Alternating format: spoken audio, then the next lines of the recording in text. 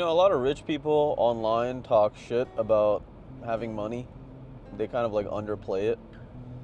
But I'm beginning to realize that the reason that they do that is because they have money. So there was a thing that I hear Grant Cardone say a lot is when you have no money, you don't have money problems. Money problems come with having money. Right? Like a money problem is people asking you for money. People that you care about asking you for money is a money problem. A money problem is trying to get a return on investment.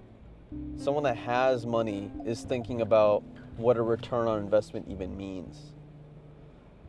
Right? Money problems are taxes out the ass because you get paid out the ass. Money problems are, do you have enough in the savings account to float you if the business crashes or your income decreases 1 month or 1 year,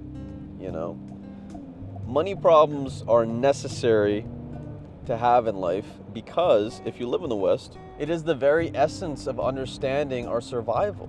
Those of us that have money can claim and sit there that life is okay and dandy, that people are not out there suffering and making mistakes that are costing them more than just time, right? That are costing them relationships, mistakes that are costing them their relationships with their kids, with their spouse, that are costing them their well-being, their ability to feed themselves. Now, when life gets to that bare bones basics, that's when you start thinking about things a little bit more animalistically, a little bit more nuanced, like what it really means to say no to things that you otherwise thought you needed. I'm here to advocate for getting money, right? So where do we get that? Where do we get that? The basic principle is find something that you are decent at, good at, want to be good at, and go and find people that need that skill and ask them if you can help them. Ideally, find people that have a lot of money already, have a lot of money problems that you can solve with your time and expertise. So, what does that mean? Making a lot of phone calls, sending a lot of emails. 10% of 10% is the hit rate. It's like the bare minimum shit hit rate. If you're a little bit better at sales, it'll be higher, like 20% of 10% of 20% maybe, or 20% or 20%. But the idea still stands. If you hit up, in order to get one person to pay you in the beginning, you got to hit up 100 people. Do you even have 100 people to hit up? Yes. Do you have 100 people that might be interested in your skill set? Yes. Hopefully you're building skill sets where there are 100 people that want that skill. Because at the end of the day, my friend,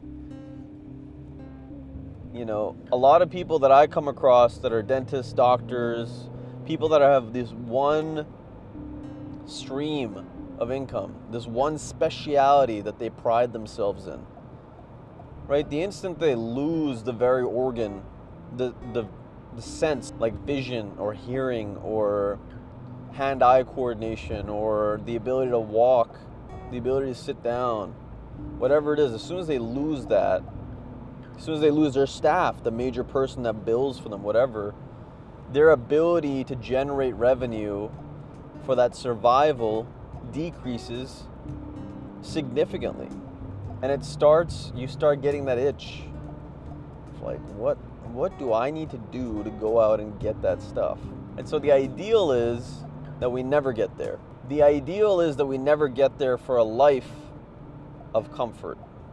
For a life of comfort, the ideal is that we never, ever have to get itchy or annoyed or have to make hard decisions. The ideal for a life of growth is that we put ourselves in these hard situations to test ourselves for whether or not we are ready for what is to come in the future. So I say to you, do you have the courage and the self-belief to put yourself at zero? If you do, have you taken that risk and what came of it.